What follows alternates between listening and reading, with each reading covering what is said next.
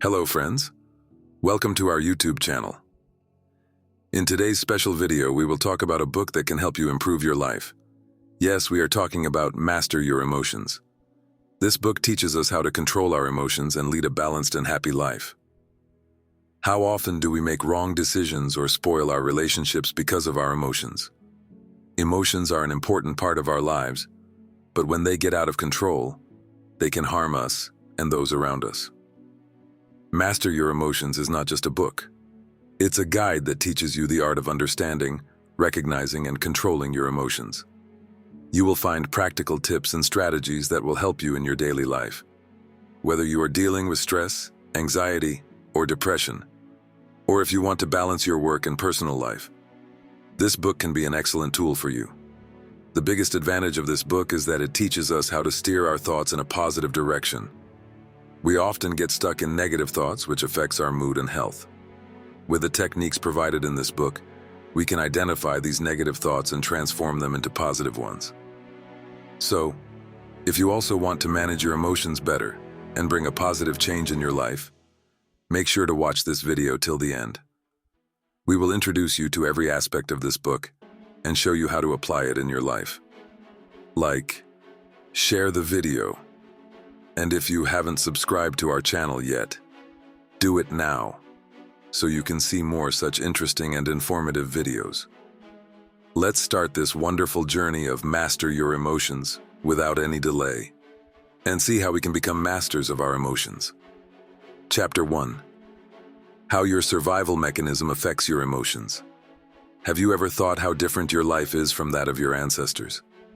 Today, you don't need to go hunting in the jungle for food. You can easily buy what you need at the market. You don't need to hide from wild animals anymore because they can't invade your home. However, you still have a primitive survival mechanism within you that never goes away. When you face danger, this mechanism gives you the energy to flee. And that's why it remembers negative events more than positive ones. If you stay happy, positive changes can come into your life. Dopamine, a neurotransmitter, is released in your brain when you behave in certain ways, like eating good food, which makes you feel pleasure. However, because dopamine makes us feel good, many people misuse it, like eating non-stop or becoming addicted. Any addiction is harmful to your health. You might think material things bring you happiness, like a new car or phone, but this happiness is temporary, known as hedonic adaptation. This temporary happiness keeps you chasing it. We all have a happiness set point, which can vary from person to person. Some are naturally happier, and some are average. Your happiness level increases when you do something that triggers your dopamine neurotransmitters. For example, buying a new car or phone gives a happiness boost, but later, it returns to the normal level. Does this mean you shouldn't chase happiness because it won't last? Absolutely not. According to Sonia Lyubomirsky's book, The How of Happiness, 50% of your happiness comes from your genes, 40% from internal factors, and only 10% from external factors, like material things or promotions. From this happiness percentage, we learn that being happy depends on us, not on what happens to us. True happiness comes from within. Chapter 2. The Nature of Emotions. Handling our emotions can be tough, especially when they are negative. Have you felt that when you're filled with anger or frustration, controlling them seems almost impossible? No matter how much you try, these emotions often slip out of your grasp. But the good news is, handling these emotions is possible. You just need to understand that these emotions are temporary, like in Penny's story. She wakes up late, then has to rush through everything: bathing, eating breakfast, and rushing to work. Amidst all this, she feels irritable and stressed. Even if she tells herself to stay calm, this approach often doesn't work. Instead, Penny can try to separate herself from her emotions. She can tell herself, "Yes, today started in a way that made me irritable, but this feeling will slowly go away, and I will feel good again." Recognizing that emotions come and go is a crucial lesson. What you feel now won't last forever. Negative emotions aren't always bad. It's wrong to consider them useless. Sometimes these emotions can inspire us. The feeling of loss can motivate you to work harder next time. The pain of losing someone dear teaches you to value the people still in your life.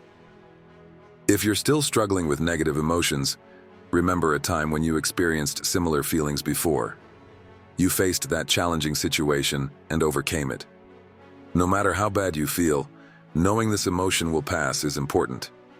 Another healthy way to deal with negative emotions is to remember they don't define you.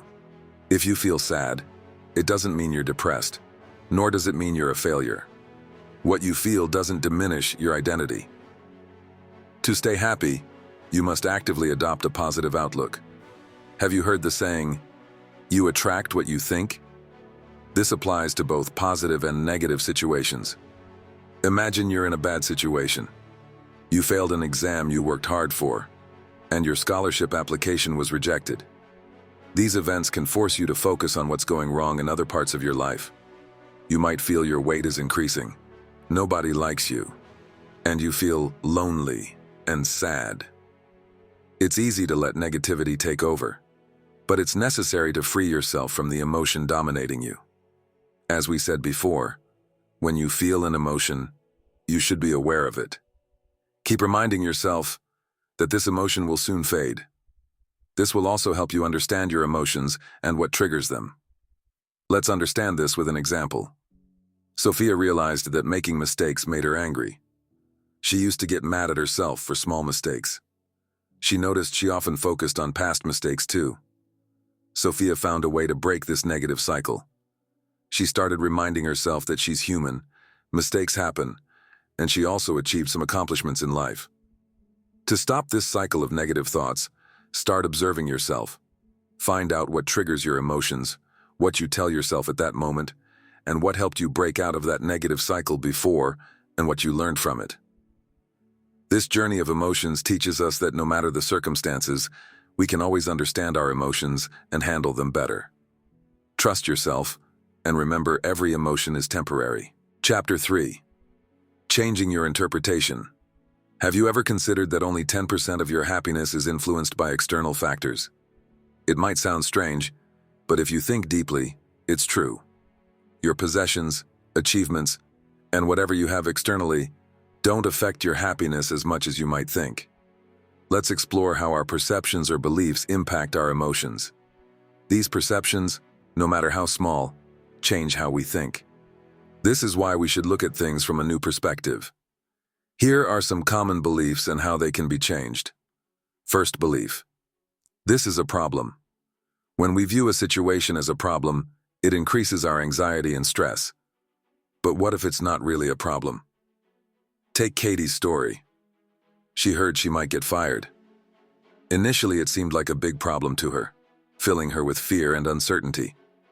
But then she thought, what if this isn't a problem but an opportunity? She started seeing it as a chance to find her dream job. This new perspective not only relieved her anxiety, but also gave her new energy. Second belief, I should get married and have children. This belief is often imposed by society or family. Is it necessary to meet societal expectations just because people say so? Marriage and having children should be your decision, not a result of social pressure. Reflect on whether you're truly ready, or if it's just to meet others' expectations. Third belief, I'm scared about the future. Worrying about the future is something we all experience. We don't know what will happen, and this uncertainty scares us. But what's the benefit of living in this fear? Worrying doesn't change the situation. Instead, focus on the present, what you have now, and try to improve your today. You can't control the future, but you can enhance your present. Fourth belief, this is my fate.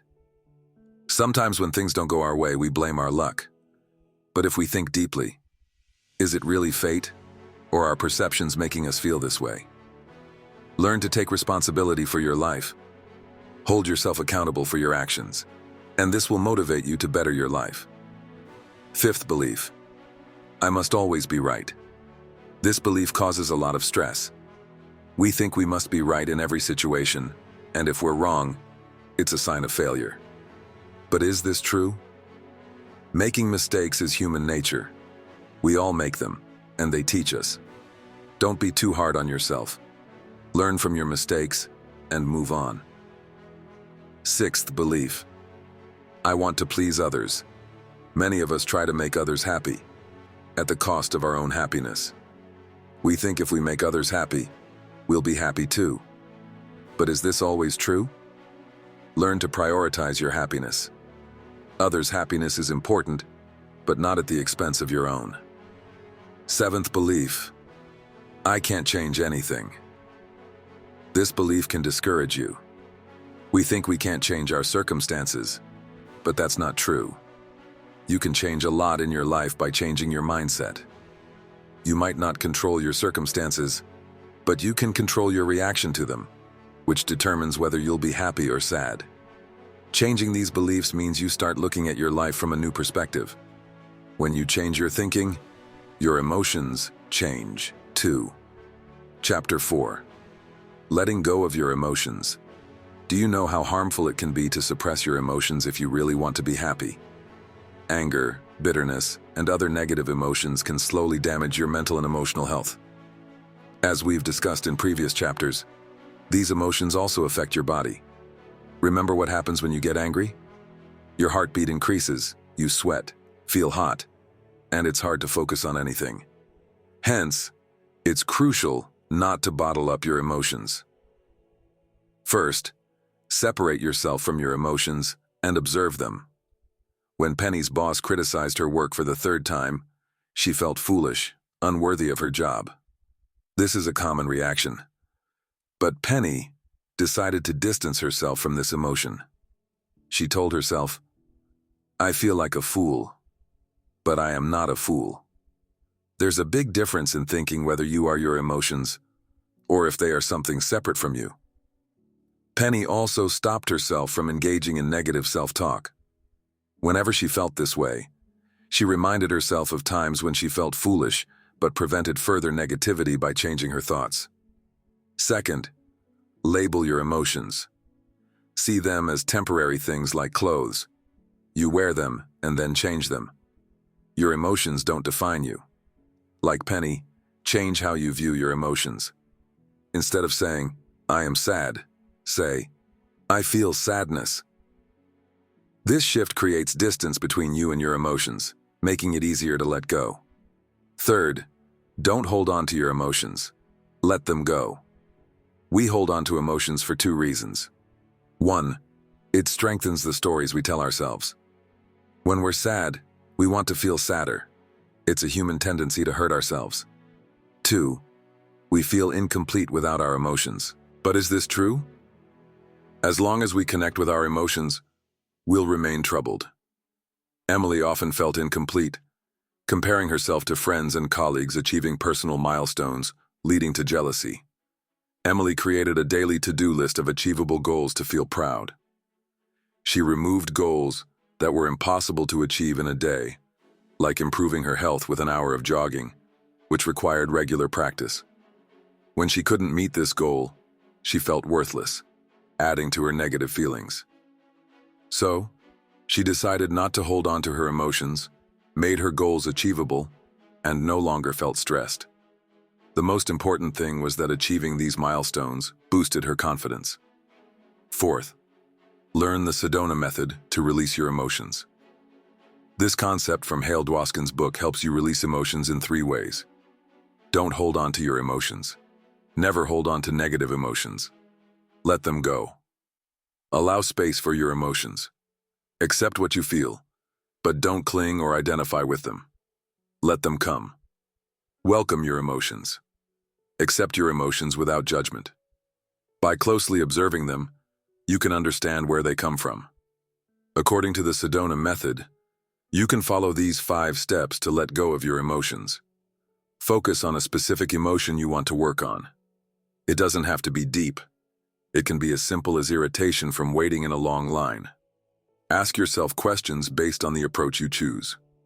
For letting go, can I let this emotion go? And will I let this emotion go? For allowing space, can I allow this emotion to stay? And will I allow this emotion to stay? For welcoming, Can I welcome this emotion? And will I welcome this emotion? Answer honestly. There's no right or wrong. It's about understanding what you feel. When to let go? Your answer should always be now. Don't make excuses. You must release it no matter what. Repeat until the emotion you focused on dissipates. The Sedona method is as effective as it is simple. Though you might not trust the process at first, there's no harm in trying. Practice daily, and soon, you'll master your emotions. This chapter teaches us how important our relationship with our emotions is. When we learn to let them go, we find new freedom and happiness. Let go of your emotions to improve your life and start anew. Chapter 5. How emotions can guide you in the right direction. Emotions are a part of our life. Sometimes they bring lighthearted joy, deep sorrow, or anger that quickens our heartbeat. But have you ever thought that these emotions could be guiding systems too? Let's listen to Harriet's story. She was always stressed out, finding no joy in her work, relationships, or even her achievements. Every day felt like a burden. Then, one day, she took a big step. She decided to change cities. This turned out to be one of her best decisions. Each new morning now filled her with excitement. She began to find happiness in little things, like watching birds in a park or savoring her favorite coffee at a cafe. Harriet understood her emotions and made the change that directed her life in a new way. Harriet's story clearly shows that if she had ignored her emotions, she might never have considered this change. It's crucial to understand that our emotions are trying to tell us something. When you're upset or sad about something, it might be a signal that something in your life needs changing. Self-awareness, or knowing oneself, understanding our emotions, is an incredible art. It gives you the power to see what you're feeling and why. Jim Dethmer and Diana Chapman's book, The 15 Commitments of Conscious Leadership, teaches a lot about this. They suggest you can view your emotions in a simple way, above or below the line. Above the line. This is a state of positivity and gratitude. When you're above the line, you're aware of your emotions and actions. You approach everything with positivity, appreciating things around you. If someone tells you something, you listen attentively and value their thoughts. You feel your emotions, accept them, and take responsibility for them. Below the line. This represents negativity and dissatisfaction. When you're below the line, you often find faults in yourself and others. You might engage in arguments, gossip, or dismiss people with different opinions. You struggle with your emotions, finding them hard to control. Every time you feel an emotion, ask yourself, is this above or below the line? This question will help you understand how to handle your emotions. If you find yourself below the line, it means you should let go of those emotions. Holding on to them is not beneficial. Instead, by understanding, accepting, and then letting go, you can pave a new path for yourself. Our emotions always teach us something, whether it's joy, anger, or sadness. Every emotion has a meaning. If you understand your emotions correctly, they can lead your life in a new direction. Harriet listened to her emotions, understood them, and made the change that led to her happiness. You'll encounter many such moments in your life where you feel stuck. Listen to your emotions. They might be showing you a new path. So the next time an emotion knocks on your heart's door, don't ignore it. Understand it, feel it, and let it guide you. Maybe it will take you where you truly need to be. Chapter 6. Recording your emotions. Our emotions touch every aspect of our lives, making us dance with joy or sink in sorrow. But have you ever considered what could happen if we record these emotions, understand them carefully? Recording emotions isn't just about keeping a tally of your feelings, but an effort to understand how you can enhance positive emotions and deal with negative ones. But before you embark on this journey, you need to know your current emotional state. Let's rate our feelings over a week, where 1 means the worst day, and 10 means an absolutely perfect day. Note your feelings each day. Did you feel joy, anger, or was sadness enveloping you? At the end of the week, Calculate your total score. But don't stop there. Ask yourself some questions. What negative emotions did you feel? Were these feelings actually close to the truth, or did you misinterpret them? What strategies did you use to deal with negative emotions? When we feel a negative emotion, our first reaction is to get rid of it. Sometimes we take deep breaths, talk to someone to lighten our heart's load, and sometimes we suppress it hoping it will go away on its own. But have you thought about what you could do the next time you face a negative emotion? Would you recognize it, understand it, and then adopt a better way to handle it? When you record your emotions, you achieve two important things. Increased awareness. You become more aware of your emotions. You know why your mood was how it was on any given day. This helps you maintain a positive mood, finding those small joys that make life beautiful. Practice in handling negativity. You practice dealing with negative emotions. When you know what's bothering you, you can manage it better. You can find ways that help you move away from negative emotions towards happiness. Recording your emotions might seem like a simple activity, but its impact is profound. It gives you a chance to connect with yourself. It teaches you that your feelings are not just momentary, but an integral part of your life. When you record your emotions, you understand yourself better. You know what brings you joy and what causes pain, and this understanding leads you towards a happier, more balanced life. So, try recording your emotions this week. See how it changes your life. Understand your emotions, embrace them, and choose a new path that leads you to happiness. Every piece of advice in this book teaches us to understand, accept, and manage our emotions correctly. When we gain control over our emotions, we can find true happiness and balance in life. Emotions are part of our experience, but if guided in the right direction, they can lead us to our destination. Embrace understanding, acceptance, and live your emotions with awareness. If you've read this book or watched this video, promise yourself to steer your emotions in a new direction. Take one more step each day towards understanding your emotions and improving your life. If you liked this video, please like and share it. And if you haven't subscribed to my channel yet, subscribe now and hit the bell icon for more such videos. Your suggestions and questions are welcome. Drop them in the comments. See you in the next video. Until then, guide your emotions in the right direction and stay happy.